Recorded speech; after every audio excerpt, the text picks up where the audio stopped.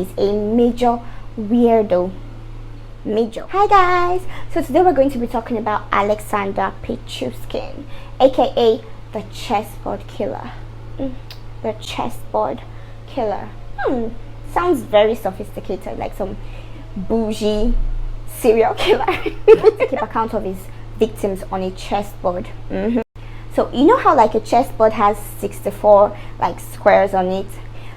By the time of his arrest, he had already filled in 61. 61 of those boxes had been filled in with victims,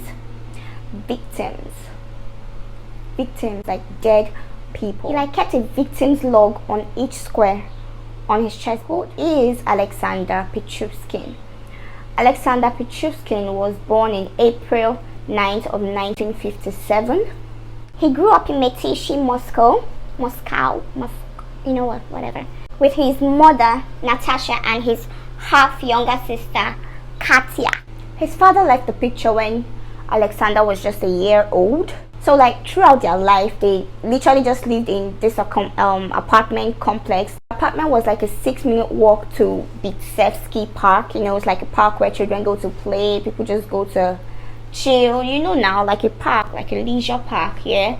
And that area was known to be a very bad area, was a very bad environment. You know, a lot of crimes happened there, but thanks to Alex, that place became a write-off entirely. Like, he just made things worse. Don't worry, I'll tell you guys why. So Alex had a very normal childhood. He was a very sweet, outgoing, all-round happy child, you know. But all this changed when Alex was around 4. Yeah, he was around 4 years old at the time, and you know, they had gone to the park to play, and he was swinging on the swing, enjoying himself as everyone does on the swing, just playing. And then I think he just went a bit too high and he fell backwards, and he kind of got up immediately, so the swing just comes right back and hits him in the head, in the forehead right here. And again, this is 1978, so his mother didn't think anything serious of it, so she didn't take him to the hospital. But she did notice like there was a lot of bruising going on his forehead at the time. This was a major turning point in Alex's life. Experts believe that the accident may have damaged the frontal cortex of his brain, and that kind of damage is known to produce poor impulse control. It can cause a tendency towards aggression. Guys, this has dried up. I'm just going to go and wash this off and come back with the gist. So after the accident, it was reported that he just, you know, started getting impulsive and angry all the time, and he was always throwing a fit. In school, things just got really shitty for him, and it was reported that he was being abused by the other students. He was being verbally abused, physically abused. This time, his mother noticed that he wasn't doing well in school, academically and socially. He just became very quiet and, you know, very angry most of the time, you know, and his mother had to pull him out of the public school he was in, and she enrolled him in a school for children with learning disabilities. So she was hoping that this change, this new school, would be a safer environment for him to learn, and you know, just basically it would help him do better academically and socially. But apparently his grandpa wasn't a fan of the idea. He was upset by this decision, so he decides to take him out of school and bring him to come live with him, like to come live with his grandpa over at his house. Grandpa encourages Alex to engage in activities outside school. Now this is where chess comes in. Grandpa would always go to the park to play chess with his friends, and you know, he tried to encourage Alex to play chess as well. He tried to teach him how to play chess, but he found that Alex was literally a genius with chess. Like he picked it up really quickly, and he was beating the older guys that had been playing chess for years. I said that chess was a very good way for him to let out all the anger, all the built up anger he had in him. And he did have a lot of anger bent up in him because he was still being bullied. At the age of 15, Alex lost his grandpa, R.I.P. grandpa. Now he had to go back to live with his mom at the apartment complex, and he had to go back to his old school where he was basically being tortured. Now this is when Alex decides to numb his pain with alcohol. Yep. So Alex starts to numb his pain with alcohol. He started drinking a lot. You know, he was hanging out with some older kids and just drinking heavy. And he noticed that whenever he drank alcohol or whenever he was drunk, he was super fantastic with chess. You know, he felt like this chess god whenever he was drunk. And he's like, you know what, I need to drink more often because I am a monster when I'm drunk. Like, I love it. I'm doing this for life. He develops a hobby. I'd call it a hobby, a deadly hobby. So he'll just go out maybe to parks or whatever and find kids, you know, and he'd just take out his video camera and he'd be threatening them and making a video of it, just literally just scaring the shit out of these kids and just threatening them and taping it. Okay, it seemed like it's a joke or like he's just fooling around, but it's creepy. Go home, get some popcorn, some beer, vodka, whatever, plays the tape, and he's just enjoying himself. He's re-experiencing the power that he felt when he was just threatening these kids.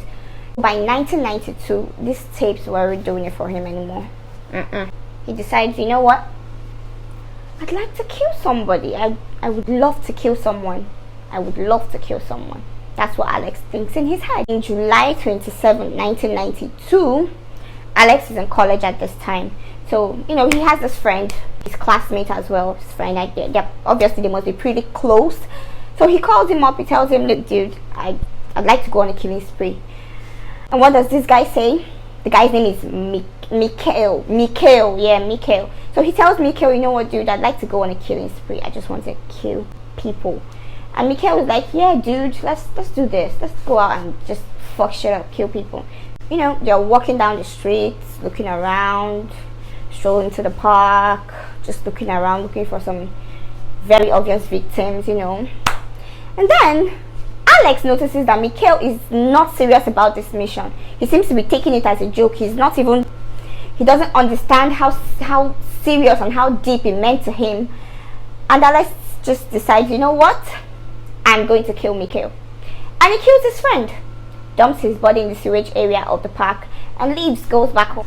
So him and Olga dated for a while, and then she breaks up with him and starts dating his friend. Now this pisses Alex off. He decides to confront Olga, and well, you guessed it, he kills her.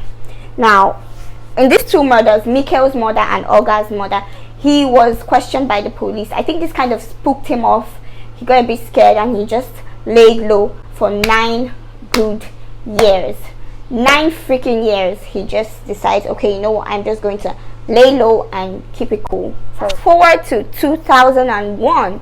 Alex is now 27 years old at this time, and he is now ready, fully ready. I think at this time he had graduated college and he was fully ready to go into the killing business full time. Alex goes down to the park. You know, he's playing chess with this guy named Yev. People always go down to the park, play chess, you know, fool around, do whatever, drink, smoke, yeah, whatever. So he goes down to the park. He's playing chess with this dude named Eve. He tells him, dude, I lost my dog. I buried him somewhere in the park. Would you like to go with me to his gravesite and just, you know, toast to my dog, have a drink because I miss him, I'm lonely, blah blah blah blah blah. And Eve is like, well, yeah, sure, dude, let's just, you know, let's go and toast to your dog. Okay, so they go down this path. They do toast to his dog, have a drink, and then out of nowhere, unprovoked, Alex attacks this man and kills him, dumps his body in the sewer area of the park, and he goes home as usual. Now this is where things escalate. In the space of 8 weeks, Alex kills 9 more people. The same park. I don't know what it is with this park. I think he has a strong connection to this park. I think whenever he just walks into that park, he's just like, smells fresh, nice breeze, people are playing and they're happy, they're laughing. No, this is bad. I need to kill someone. Why are they so happy? Why are they playing chess, drinking, enjoying life? I need to kill them. Things do kind of calm down a little bit for a few weeks, but between fall and winter, he had killed 5 more people. Making it a total of 14 people. 14 people in just a couple of months. Get this, guys. The reason people didn't really take notice, or the police didn't, you know, start investigating on time, was because Alex was targeting homeless people. So obviously, I mean, who's going to report them missing? Who's going to even report them missing on time? His victims were mainly people he played chess with at the park. So at this point, Alex is getting really bored of this old homeless man, and he just decides, you know what, let's switch things up. This is about to get really interesting. Let's switch things up. He starts to target women and children. So he meets a lady named Maria, and he's like, you know what, would you like to go out, just take a walk down the park, you know, something romantic and nice? Yeah, she says yes, obviously, because why not? So they're walking down the park, him and this lady Maria, and you guessed it, he attacks her, tries to kill her, or he thought he had killed her, throws her body in the sewer, and leaves. Now Maria, woo! Put your hands together for Maria. She is a champion. Now she gets up, she swims out of the sewer, runs to the hospital, tells them she needs to talk to a police ASAP. Now they get the police. This is the part that pissed me off the most, because what thing is, Maria was in Moscow illegally. So when the police came, you know, they're asking her questions, they're trying to get her paperwork announced. So they realize she's in Moscow illegally. She tells them of the attack, tells them everything that happened, and they're like, you know what, why don't you keep your mouth shut about the attack, and then we'll let you go, like we won't have to deport you or whatever. And guess what Maria does? She keeps her mouth shut. She keeps her mouth shut. I mean, when I got to this part of the story, I was like, yes, they're going to get him now. They're going to get him now. And then I was disappointed. He also attacks a 13-year-old boy who surprisingly survived and was able to get away from him. And he runs straight to the police station. He tries to tell them, oh, look, I've been attacked and blah, blah, blah. And this is all that happened. And this is the person, you know. They tell him, you know what? You need to go home, kid, because you smell of alcohol. Hello? Has nothing to do with the fact that someone almost killed him, but as usual they tell him to go. A few weeks after that incident, he goes to the police station, and guess who he sees there? He sees Alex in the police station. The boy immediately goes into panic mode. He's screaming, he's telling them, look, this is the man that tried to kill me. And they're like, kid, you need to go home. I think you're just being delusional. Because Alex was always perceived as a very quiet guy who, you know, literally was just always on his own, didn't talk much. He was just an all-around calm guy that just went on his own and all. But aren't they the dangerous ones? Aren't they? Okay, so more and more people keep disappearing, you know, and their families are just getting together, trying to, you know, get the police aware, trying to give each other support, search parties and everything.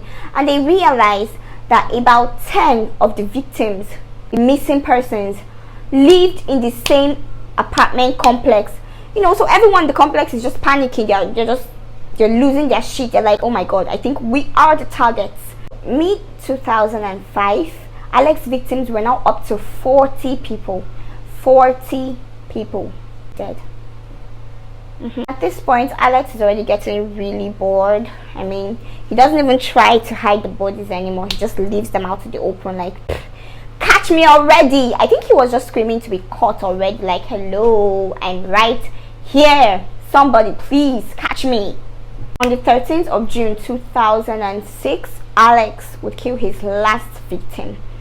Alex works in a grocery store, and his co-worker Marina, a lady, so he asked her to go on a picnic date with him at the park. This park.